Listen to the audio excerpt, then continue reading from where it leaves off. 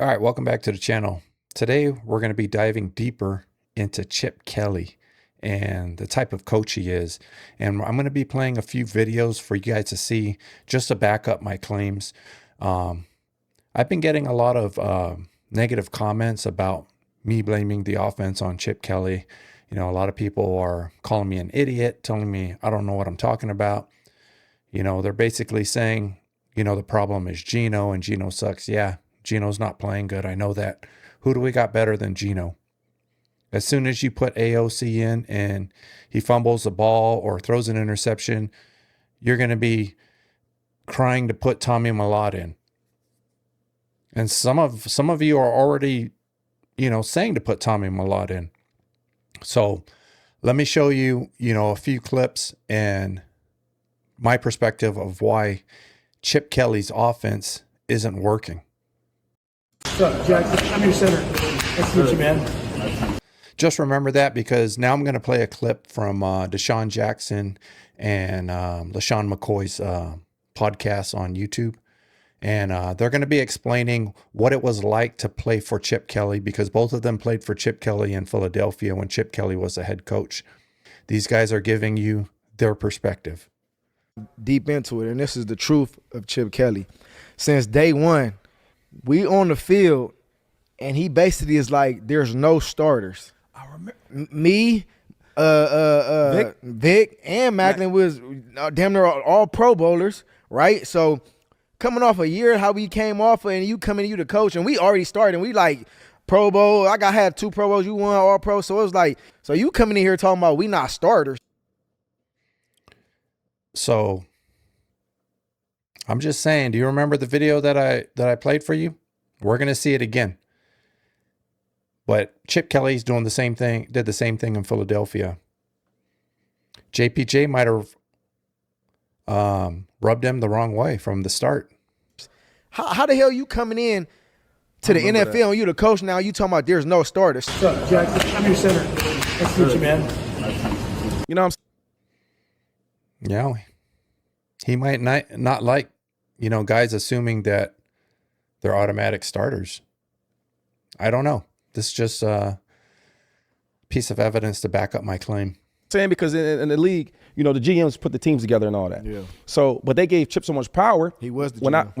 when I retired and I talked to Mr. Lurie, he said one of the things I regret out of this whole thing is let him trade you. The problem was, the people don't know, is Chip had so much control where he was trying to do different things, and if the owner would go against it or the GM, right, he would pull that cart. Well, hey, listen, you guys promised me when I came here, right? That was part of the deal. I get the whole operation.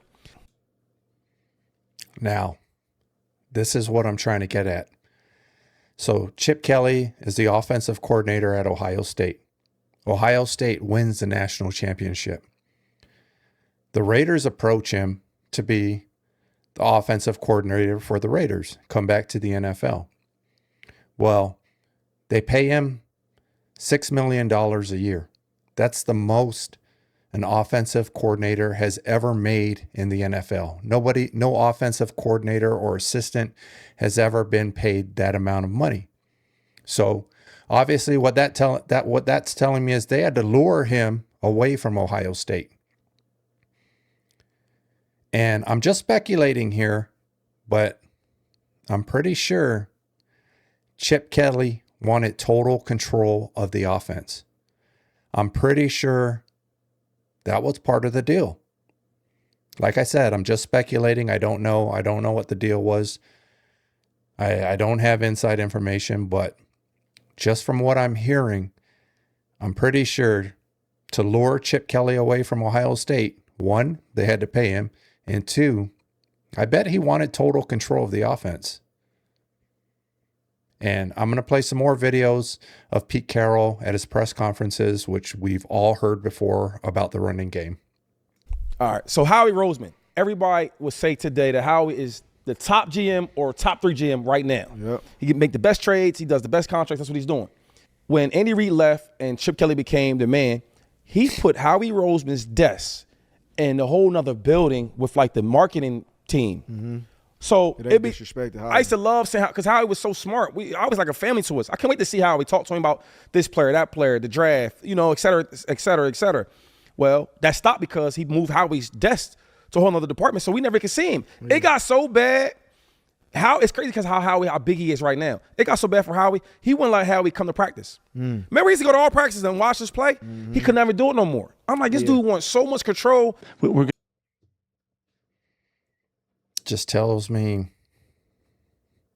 Chip might have an ego problem. That's what that tells me. Why would you send the GM away? Why would you put him in another building? Why don't you want him coming to practice? You don't want him to interfere in your operation? I don't know. Like I said, I'm just speculating. Okay, now we're going to see Pete Carroll's press conferences and see what he has to say about the running game. And I'm going to wrap it all up after Pete Carroll. I show you these few clips of Pete Carroll, and I'm going to wrap it up and give you my conclusion. We're going to have to run the football better than we did, more effectively. We got to get more yards. You know, we have 50 or 60 yards or something rushing. That's not enough. We got to get more than that. So I'd like to see that just as well as you would. And yeah, we got to run the football better, you know, more. And we're going to continue to work at it and see if we can't, you know. And we hear this every week, right? Post-game press conferences, the day after. We hear this every week from Pete. Continue to bring it to life. We don't want to ever rely on the quarterback has to do the whole show and sitting in the shotgun and throw the football. Never coached that way. He's never coached that way. Putting the entire game on the quarterback's shoulders. I've never coached that way. That's what he said. So this is what leads me to believe that Chip Kelly has total control of the offense. Pete Carroll emphasizes every week, especially after 5 losses, that we have to run the football more. We have to find ways to get Ashton Jeanty involved. We can't put all the weight on the quarterback. I've never coached that way. You would think if you're the head coach and you're in charge of the team, that what you say goes, right? You tell your assistants, do this, do that. Neither they do it or they're gone, right? If you're the head coach, if you're the leader of the team, if you own a business and you tell your employee to do something and they don't do it, what happens? They go and kick rocks, right? But not on this team. That's why I'm speculating that they gave Chip Kelly total control of the offense, because nothing has changed from week 1. It's the same offense from week 1. Some of you may be asking, why am I bringing JPJ into this? The point I'm trying to make with the JPJ footage with him coming in saying, hey, I'm your center, is because we all know JPJ is the second best offensive lineman on the team behind Colton Miller. In fact, those are our only 2 linemen on the team that are any good. Everybody else ain't cutting it. So when they decided to move JPJ from center to guard, okay. I don't know whose decision that was, but I'm thinking it was Chip's. And then bringing Alex Kappa in to compete with JPJ for the starting job. We all knew from last year, JPJ was one of our best linemen as a rookie. And we all pretty much assumed that he was going to start. But no, he had to compete for a starting job. And I think that video had something to do with it. Maybe I'm wrong. Or how about when Chip changed Ashton Jeanty's stance in the backfield? Remember the Michael Myers stance? And Chip wanted him to put his hands on his knees and lean over because that's what they do in basketball. That's how they guard people in basketball. You have to be ready to run the ball. Even though something that wasn't broken didn't need to be fixed. But Chip tried to change him. And where'd that lead Ashton Jeanty? He was averaging less than 3 yards in that stance. Now he's back to his normal stance and he's averaging 4 yards or more per carry. I can only remember one time on the first drive, first play of any Raiders game this year that Ashton Genty has run the ball on the first play. I can only remember one. All I remember is pass plays are the first play. Even on short and goal to goal, right? They're passing the ball. They're not running it.